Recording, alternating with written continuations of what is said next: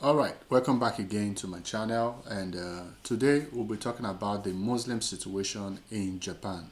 So we're going to be reacting from a page or from a channel, Dr. Steve Tooley. So we'll be reacting from his from one of his video.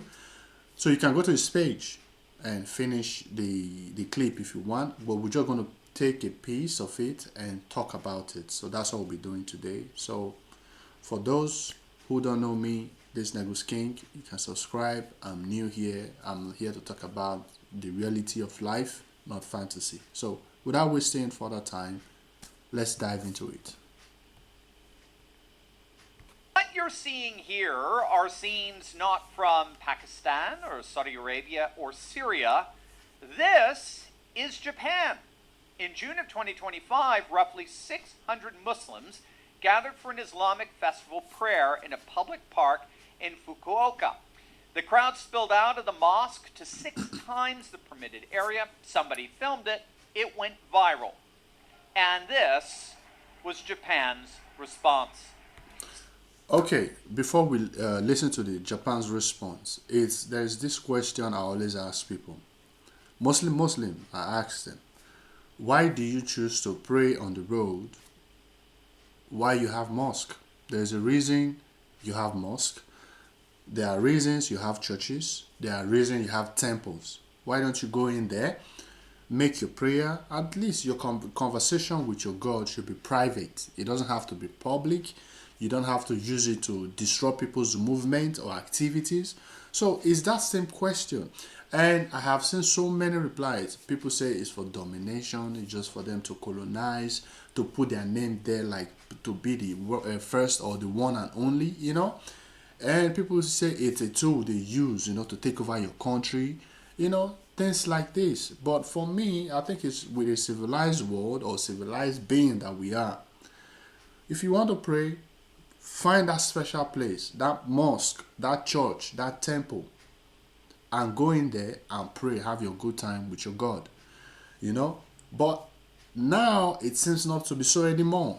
Since like in the past 5 years now, they have been doing this, and many governments have been allowing it. But only only God knows why they allow it. So let's see what the Japanese government has to say. Sanae Takaichi, the Iron Lady of Japan. In January, she dissolved parliament, triggering national elections and brought her case for closing their borders, deporting migrants, and protecting their unique culture directly to the Japanese people. And on February 8th, our Super Bowl Sunday, Japan responded. Takaichi's party won the biggest political mandate in modern Japanese history, an unprecedented two-thirds supermajority, giving her the power to alter Japan's constitution, something no Japanese leader has been positioned to do in decades. It was the culmination of months upon months of protests and street demonstrations where citizens were literally shouting at Muslims to leave Japan. Then came the mosque construction battles. So in Tokyo's Taito Ward, an Islamic foundation has been building a 9-story, 39-meter mosque near Okachimachi Station. They've been planning. All right, I'm going to pause it there. I notice Muslims, they go to every country that they want to go to build mega mosque. Is this kind of a message to the nation, letting them know that they've arrived and they're about to take over, or what?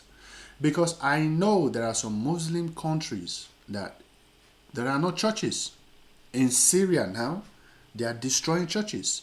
They are unaliving Christians because they say it's against their belief. But now you go to other country, you don't just build a mosque, you build a mega mosque. A mega mosque. You see, and you see, this is one confusing thing. I don't want to talk about something like like they'll think, oh, I'm just trying to attack one side, but it has to be balanced. If you don't allow this thing from the places you come from to build like other temples, like churches, like other religious houses, and you now go to other countries to build not just a mosque but mega mosque. You understand? So That's one another question I always ask. Why? What is the mission? What is the agenda on this? So if you have any kind of idea or answer to this, you can comment on the comment section and we'll talk about it. So let's continue. It now for 5 years. They consulted with neighbors, had no objections. Then suddenly an online campaign erupted. The Tokyo metropolitan government got flooded with emails and phone calls demanding they stop it. Same story in Fujisawa, just south of Tokyo. A Sri Lankan Muslim group bought land, got development approval from the city, announced plans for a dome-roofed mosque, and within weeks, thousands of complaints flooded in to officials' desks. And in Hiji Town, in Oita Prefecture, a candidate who ran against a proposed Muslim cemetery won their mayoral election, and that project is now officially frozen. Now, you look at all this and you think, okay, so Japan is cracking down on Muslims, and they are, but what's actually happening is that Muslims are getting caught up in a much bigger political earthquake. This is nothing less than a comprehensive immigration crackdown across the board. And that's key to what's really understood. That's key to understanding and what's really going on here. This isn't just about mosques. It's about something far bigger.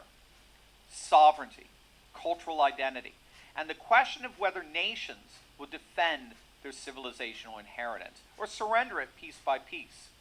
After Sanae Takaichi was sworn in as prime minister back in October, she immediately created an entirely new cabinet position, the minister in charge of a society of well-ordered and harmonious coexistence with foreign nationals. How's that for an office title? She gave it to Kimi Onoda. Now, Onoda is as anti-immigration as they come. She has a zero tolerance policy when it comes to illegal activity among foreigners living in Japan, and she's spearheading the campaign to dramatically close Japan's borders. Then in January, Takaichi's government dropped a 98-page policy package that's reshaping Japanese immigration from top to bottom. A zero illegal stayers initiative. It's a full-scale campaign to find and deport every single undocumented foreign resident, as they're called, in the country. The number of state-funded deportations escorted by immigration officers will be doubled. Starting in 2027, permanent residency can be revoked if you don't pay your taxes or social insurance. No payment, no visa renewal. They require Japanese language proficiency for permanent residency. Naturalization residency requirements are being extended from 5 years to 10. Business manager visa capital requirements are jumping from 5 million yen to 30 million, and you now need a full-time Japanese employee before you can even apply. An estimated 96% of current business visa holders will not qualify under these new rules. This is a serious crackdown on the standards and requirements that allow foreigners to live inside Japan. And if what's happening... All right, that was a lot to unpack. But to put it all together, Japan or the Japanese are trying to secure their culture. They are trying to preserve their culture, their lifestyle. So whatever it takes for them to do, I am not against it. Because I think the simplicity of the Japanese has been abused. It has been abused. So when they stand up to protect it, I have nothing against it. I support it 100%. You can't go to another man's country, try to impose your own law. I'm a Nigerian. I can't go to Japan and tell them it has to be in a Nigerian way. You know? So I support whatever movement they make. If you're a foreigner, you want to live there, obey them, obey their rules, obey, or else you go back to your country.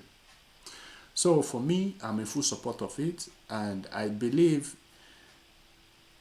this Muslim colonization that has been happening since the past 5 6 years now is making a lot of country to now start reevaluating their laws, and is affecting some innocent ones. But who is to blame? You can't blame the country trying to preserve their own culture, their own lifestyle. You can't blame them. So even Hungary did the same. Hungary did the same. Donald Trump is doing almost the same thing. So I encourage every country to do the same thing. Okay, now if every foreigner need to respect the rule of law of a country. If you can't respect it, then go back from where you're coming from. Like I said, as a Nigerian, I will go there and respect them. I won't just go there out and start trying to impose. No, if I want to impose, I should go back to my country and do as I please.